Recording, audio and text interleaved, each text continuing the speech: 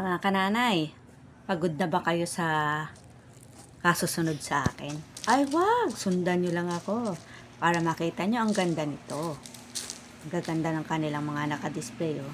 Kita nyo naman, di ba? Kung hindi nyo ako sinundan, hindi nyo makikita yan. Kailangan sundan nyo ako at panoorin yan. At mag-engage tayo ng tama dyan, mga kananay. Diba? Ang ganda naman ng lugar na to, eh.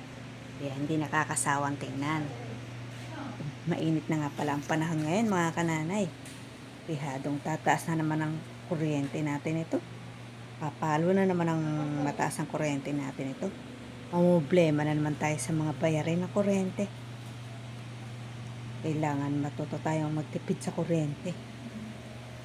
Kasi mahirap magbayad ng napakalaking kuryente. Kaya ako ayoko ng aircon. Hindi ako nag-aircon.